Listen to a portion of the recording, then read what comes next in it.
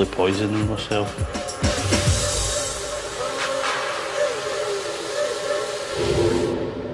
It's dinner time in the feeding clinic, and tonight it's Chinese. Lynsey, have I got a treat for you tonight, pet? And at least one diner won't be going hungry. Chicken curried fried rice, barbecued spare ribs, banana fritters, prawn crackers and 2 packets of crisps. And just in case you're wondering about the crisps, is normally the prawn crackers run out. The portion size is absolutely huge. Fresh from the kettle and packet, Lynsey's micro portion of curry-flavoured instant noodles leaves a lot to be desired. Is that it? Yeah? It is, yeah. I think that the portion looks quite flimsy, even for yourself. Seeing Hugh struggle with just how little's on his plate is forcing Lynsey to face the real reasons behind her food problems. I used to like my food. Sort of thinking back on it now, I had a bullying issue at work, and my workmates used to leave piles of food on my desk for me, and they'd be all watching to see what I ate or if I didn't eat it, if it went in the bin. And I just broke down one day and made the choice to sort of leave that job. And I think it was, at that point it was too late, because my diet had changed. Just couldn't sort of deal with it. I've been wondering, when are we getting a reaction out of Lynsey? Then she sort of started explaining, that's when I melted. I do feel that I actually got quite depressed with it, and obviously once I left, I thought I kind of left the problem behind, but obviously I haven't. It's the only thing that I can really think of that's still got a lasting effect. She's hopefully realised that she really needs to be sitting with a plate full of food.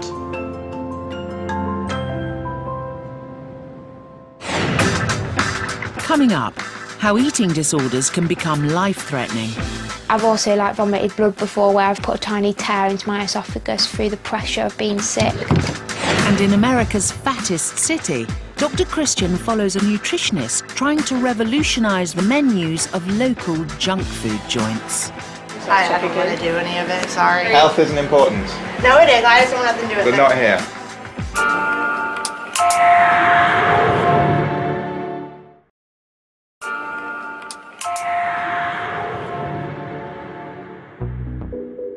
It's day 2 in the feeding clinic.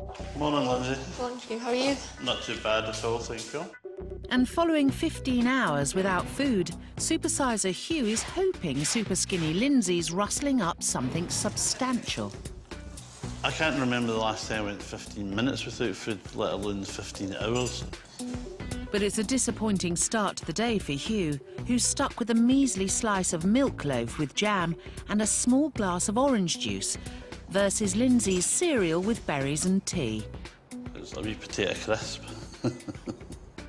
Like a lot of people during a period of grief, Hugh turned to food, but his problem is it wasn't a short-term thing, and 3 years on, he's still comfort eating. He really needs to break this cycle, and I think his time in the feeding clinic is really going to help him to do that. I'm really shocked with sort of everything that you have during the day, and then the sort of the snacks that you have as well.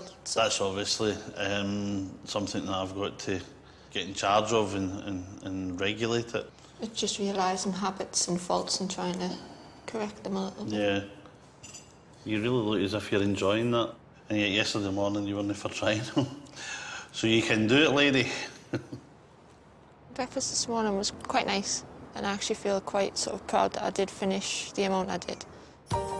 It's a step in the right direction for our Superskinny, but our Supersize's still surviving on next to nothing. 4 hours later, it's lunchtime, and a creamy chicken pasta bake, chocolate biscuits, crisps and fizzy pop for Lynsey, and the arrival of chips could finally put an end to Hugh's hunger. Just get the oven glove and just slide them all in the plate. Lynsey's served up less than a child would eat. You better get more chips on that plate. That's all I had. 5 chips and curry sauce.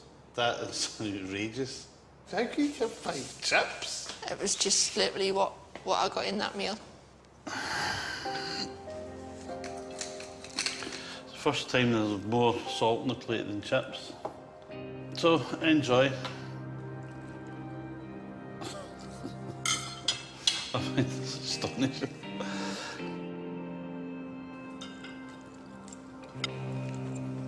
I do apologise. I never thought I could ever get angry over a plate of food, but I'm absolutely sitting here raging. I think you know that, you know. How do you like the pasta? It's quite nice. Yeah? You'll not be leaving any of it. Trust me. You will be finishing that lot.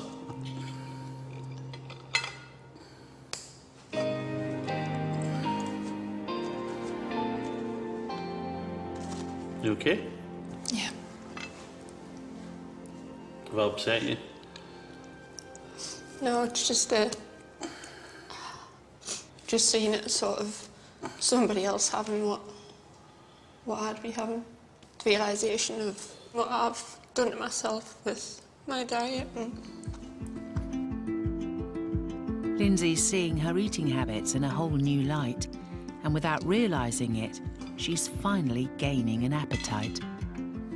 I feel like the penny's finally dropped, and it's sort of how bad I've been. Having seen Hugh's reactions, it's definitely a sort of turning point. I think I'm now close enough for you, Lynsey, just to say to you, look, that needs to stop. It's all about habits. Get these portions up, lady, and you'll be on your way to having a better lifestyle, without any doubt. Realising that what I've done it does need to change, and it needs to change now. My portion sizes are going to go up. I'm going to sort of get out of my comfort zone and try new things and sort of get what I need out of my food.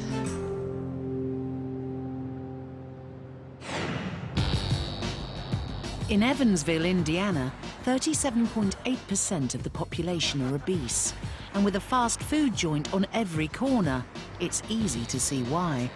We in Evansville love a good meal, and we love a meal that offers 100 choices for $10. My little kid is always, Mom, let's go. We got to get a fried bologna sandwich. The ribs and the brisket, I'd say those are my favorite. But if people knew exactly what was going into their mega portions, would they still be so keen to tuck in? Christians come to meet one resident on a calorie count crusade, nutrition counsellor Faith Dearmond. So you've really noticed then that people are getting bigger here, right? Yeah, absolutely. I'm from here originally, and each year they do obesity statistics in our area, and it just continues to rise year after year. Faith's trying to get local junk food joints to offer healthy alternatives, plus publicise the calorie content of their existing meals.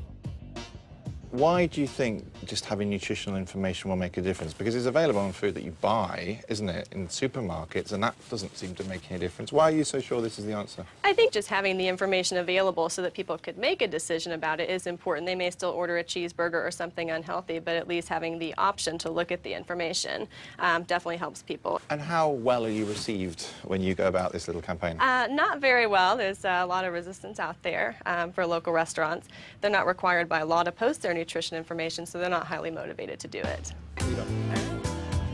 And today, Faith wants Christian to see the battle she's got on her hands.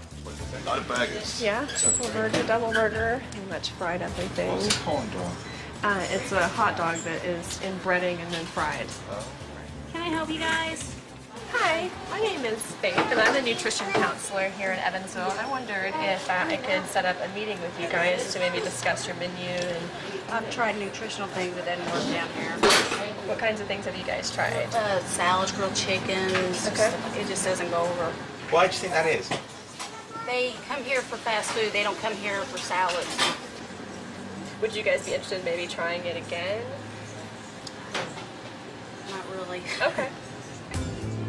But Faith's not one to give up. There are over 100 fast food joints in Evansville. Right. Yeah, we were just wondering if we could talk to you maybe about your menu and maybe providing some healthy options and posting the nutrition information. So I don't want to do any of it. Sorry. Okay. Sorry. Why don't you want to, out of interest? No, I have nothing to do with it. Sorry. Oh, you have nothing to do with it? I don't want Really? anything to do with it, no. Not Sorry. interested? No, sorry. Health isn't important. No, it is. I just don't want nothing to do with But it. not here. Thank you very much. So that's pretty much what I'm up against. Not very many people interested in actually changing their menu or posting any nutrition information. But kind of depressing, isn't it? It's kind of depressing, isn't it? Yeah. But I do have one restaurant that I'm working with that is going to post their nutrition information once I calculate it. They are interested? Yes, They're they going are. to do it? Absolutely. Oh, let's do that. I need cheering up. Okay. Come on. So, let's see. Hi, I'm Doug. Hi, how are you? Hi, I'm just following up on the last conversation we had about posting the nutrition information for your menu. Are you still interested in doing that? Definitely we are, yeah. Great. Yes, And you need absolutely. when I'm We'd like done. to do pretty much the whole menu. Great. And go by calories, and this way we'll be able to put it on the menu itself and offer it for customers. That's wonderful. That's what we're planning to do, so we're looking forward to do that. We're happy, we're excited. Can I just say, I mean, it's such a joy to hear you say that, because you've kind of had a bad day on this one, haven't you? Why are you so willing to do this? It's the way we're raised with healthy food around the Mediterranean area. Fresh food, fresh salads. So this is kind of normal for you? Yeah, that's what you're supposed to eat. We need to clone you and spread you around a little bit.